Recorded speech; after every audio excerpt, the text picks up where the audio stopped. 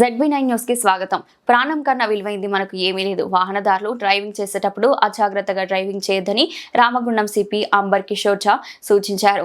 Godavarikhani one town పోలీసుల ఆధ్వర్యంలో శనివారం సింగరేణి వీటీసీ సెంటర్లో 2వ దశ అలయ్ అవగాహన కార్యక్రమం నిర్వహించారు. ఈ కార్యక్రమానికి ముఖ్య అతిథిగా రామగుండం పోలీస్ కమిషనర్ అంబర్ కిషోర్ ఝా హాజరై ట్రాఫిక్ ఏసీపీ శ్రీనివాస్ తో కలిసి ట్రైనింగ్ కార్మికులకు, డ్రైవర్లకు, యువ కార్మికులకు డిఫెన్స్ డ్రైవింగ్ పై అవగాహన కల్పించారు. ఈ సందర్భంగా ఏసీపీ మాట్లాడారు.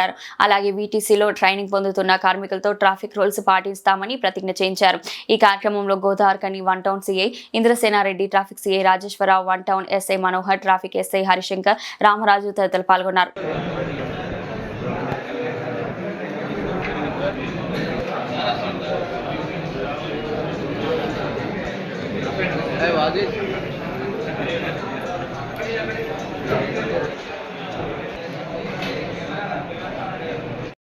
ఆ టెక్నిక్స్ ఏంటో ఇప్పుడు మీ అందరికీ తెలుసు, కానీ వెహికల్ ఎక్కగానే మనము వాటి ఎంపీని కూడా లెక్కలోకి తీసుకుంటాం.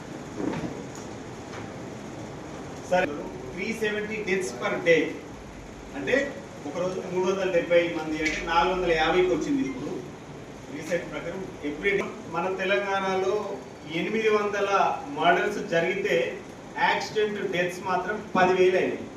ఓకే, అది మేజర్. దీని అంతటికి కారణం ఏంటి అని అంటే ఒక 1% వెహికల్ ప్రాణం విలువ గురించి చాలా బాగా చెప్తున్నాను. ఒక ప్రాణము అంటే చిన్న ఇష్యూస్, చిన్నవి అంటే ట్రాఫిక్ రూల్స్ అనేవి చాలా ఇంపార్టెంట్. కానీ వాటిని మనం నెగ్లెక్ట్ చేయడం వల్ల ప్రాణాలు అనేవి పోతున్నాయి. దానివల్ల ఒక ఫ్యామిలీ అంటే ఎవరైనా సరే ఒక ఫ్యామిలీ తన మీద డిపెండ్ అయి ఉంటే ఫ్యామిలీ పోతారు, ఫ్యామిలీ బాధపడతారు. ఒక పిల్లలు పోతే పేరెంట్స్, అతనికి ఏం కాదు, అతను ఏంటంటే జస్ట్ ఒక ఇన్సిడెంట్ వల్ల ఏదో జరిగింది, అక్కడ ఒక క్షణకాలంలో ఏదో జరిగిపోయింది, అది అయిపోయింది. కానీ దానివల్ల ఒక కుటుంబం అనేది లైఫ్ టైం స్ట్రగుల్ అవుతుంది. ఇలాంటి విషయాలను మనము చాలా అంటే మనకి మాత్రమే ఉండాలి. అంటే ఇప్పుడు నేను సేఫ్గా వెళ్ళాలనేది ఎవరంతటా వారు ఆలోచిస్తే తప్ప ఇది అనేది దీనికి సొల్యూషన్ ఉండదు. చేస్తున్నారంటే బైక్ డ్రైవ్ చేస్తూ ఇయర్ ఫోన్స్ చెవిలో పెట్టుకొని పాటలు వింటూ వెళ్ళిపోతున్నారు. దయచేసి అలా చేయడం వల్ల కూడా అనేకమైనటువంటి ప్రమాదాలు. సర్లే, ఈ విధంగా జరుగుతున్నాయంటే హెల్మెట్ పెట్టుకొని, హెల్మెట్లో కూడా ఇయర్ ఫోన్స్ పెట్టుకొని డ్రైవ్ చేసుకుంటూ వెళ్ళిపోతున్నారు. దయచేసి అలా చేయకండి. నా యొక్క ఇంటి నుంచి బయలుదేరేప్పుడు హెల్మెట్ ట్రాఫిక్ రూల్స్ పాటిస్తానని, పరిమిత వేగంతో ప్రయాణం చేస్తానని, నా ప్రయాణం వల్ల, నా యొక్క డ్రైవింగ్ వల్ల నాకు గాని తోటి వారికి గాని, వారి ప్రయాణం వల్ల నాకు గాని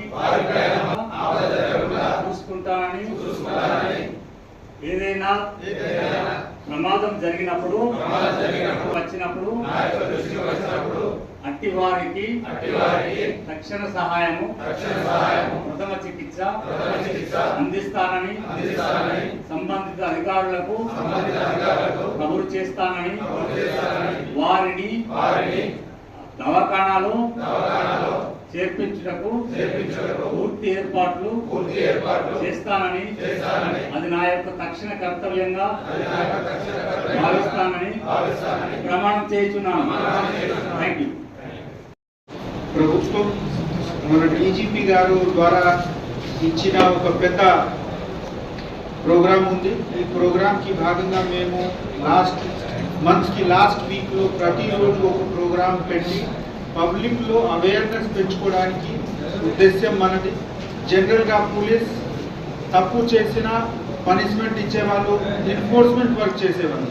కానీ ఎన్ఫోర్స్మెంట్ వర్క్తో భయంతో పూర్తిగా పని ఉండదు.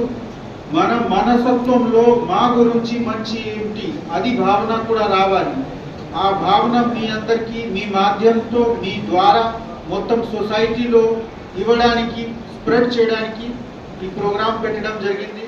డిఫెన్సివ్ డ్రైవింగ్ అంటే మేము కేర్ఫుల్గా డ్రైవింగ్ చేస్తే దాదాపు 80-90% ప్రాబ్లం తగ్గిపోతుంది. ఎందుకు కొన్నిసార్లుగా మేము అబ్జర్వ్ చేసాము, మేము ప్రిజ్యూమ్ చేస్తున్నాము, మేము అనుకుంటున్నాము వాళ్ళు రూల్ పరంగా వస్తారు, కానీ మేము కూడా రూల్ పరంగా ఉంటే సగం వరకు మేము ఈ ప్రాబ్లంకి కంట్రోల్ చేస్తే 90% ఫెటాలిటీ తగ్గిపోతుంది. సో అన్ని రూల్స్, లెఫ్ట్ హ్యాండ్లో డ్రైవింగ్ చేయాలి, ఓవర్టేకింగ్ చేయకండి, త్రాగి ఎప్పుడు కూడా డ్రైవింగ్ చేయకండి, అది చిన్న విషయం అందరికీ తెలిసి ఉంది. కానీ తెలిసినప్పుడు కూడా మనము తప్పు చేస్తూనే ఉన్నాం. మేము చూస్తే కొన్నిసార్లుగా 10 సార్లుగా 20 సార్లుగా సేమ్ ఆఫెన్సెస్ ఉంటుంది డ్రంక్ అండ్ డ్రైవింగ్. అది చిన్న తప్పు లేదు, ఏదో ఒక రోజులో మీకు కూడా నష్టం ఉంటుంది, మీ ద్వారా ఏదో ఒక వేరే మనిషికి నష్టం ఉంటుంది. కానీ నష్టం జరిగిన వాళ్ళు మన రాష్ట్రం, మన సొసైటీ వాళ్ళనే కదా.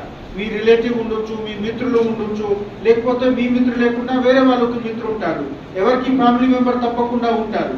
సో ఎట్టి పరిస్థితిలో తప్పు ఎవరిది తర్వాత సంఘటన లేకుండా ఇన్ష్యూర్ చేయడానికి బాధ్యత మనది. సో ఆ కారణంతో ఈ ప్రోగ్రాం మనం కంటిన్యూస్గా చేస్తున్నాము. మీ అందరికీ సహకారం కావాలి.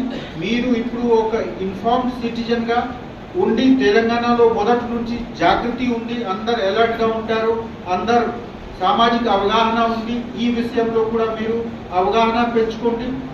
నేను ప్రిన్సిపల్ గారికి కూడా రిక్వెస్ట్ చేస్తున్నాము, పోలీస్ వాళ్ళు ఒకరోజు వచ్చి చెప్తే అది సరిపోదు లేదు. ఏదో ఒక ప్రోగ్రామ్కి భాగంగా మీరు ఏ ప్రోగ్రామ్ కండక్ట్ చేస్తున్నారో కనీసం 15-20 మినిట్స్ ఈ విషయం మీద తప్పకుండా డిస్కస్ చేయండి. ప్రాణంతో వాల్యుబుల్ ఏం లేదు, ప్రాణం ఉంటేనే ఉపాధి, ప్రాణం ఉంటేనే మనకు ప్రోగ్రెస్, అన్ని తర్వాతనే. సో ఆ కారణంతో ఇది చాలా ఇంపార్టెంట్ విషయం. మీ అందరికీ మళ్ళీ ఒకసారి నేను రిక్వెస్ట్ చేస్తున్నాము, మీ అందరు ఇక్కడ వచ్చారు, మీ మనస్ఫూర్తితో వచ్చారు, పిలవడం జరిగింది మీకు. కానీ ఇప్పుడు మీరు సీడ్ అట్లా మొత్తం సొసైటీలో మీరు ఏ కాలనీలో ఉన్నారా, ఏ ఫ్యామిలీ నుంచి మీకు సంబంధం ఉంది, ఏ కమ్యూనిటీ మీరు లీడ్ చేస్తున్నారా, అక్కడ వెళ్ళి సోషల్ మీడియా ద్వారా ఎక్కడ కూడా 10 మంది కూర్చుంటే చర్చ చేస్తున్నప్పుడు అప్పుడు ఈ విషయం మీద తప్పకుండా డిస్కషన్ చేయండి. మీకు మీ సొసైటీకి తప్పకుండా ఇది చేసిన చాలా పెద్ద లాభం ఉంటుంది. Thank you.